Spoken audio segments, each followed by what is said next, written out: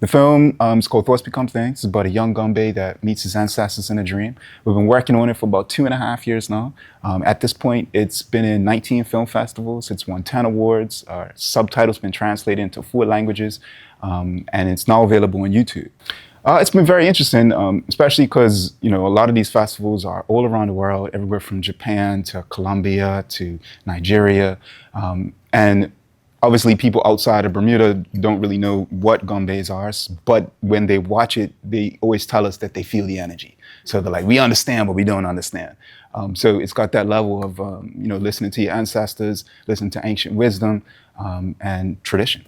So that's been kind of the driving force throughout all the festivals. People really just hitting us back and saying, look, we understand, this is something truly real that we feel and we can relate to. So we also released a soundtrack, full-length soundtrack that's available on streaming platforms. I'm in Mumbai in India, where we won best music, cast. There was a few of them there.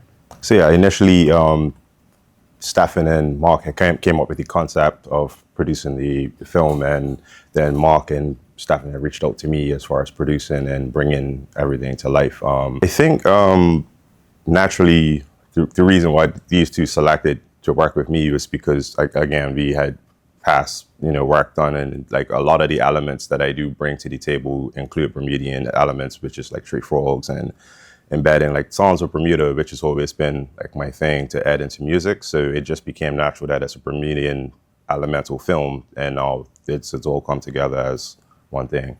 There's always been recognition here and there, but to get like overseas recognition, the email I initially got, I thought it was spam. I had sent it to Stefan like, hey, do you think this is legit? And we did a bit of research on the people, and they were actual people from the film festival. I picked my brain about specifically how we matched a faster BPM of music with a slower FPS, which is frame per second of video, which isn't common, but it's something that we achieved within this film, and that was great to receive the flowers from that. Coming this December, we have a follow-up film project that's just a little bit longer, and it looks into the making of the film itself. So it's kind of like a mini documentary about the process and what we went through, and some stories behind the scenes to kind of give people a closer look into kind of the hidden nuggets in the film itself. So the short film is 6 minutes. So we packed a lot into the 6 minutes. So if you watch it straight through, you may not pick up on all the things. Like for example, there's about 6 main scenes, and each scene represents a different Gombe troupe. And for someone looking at it for the first time, you may not pick up on that. But then in Decoding Thoughts, we dive into that.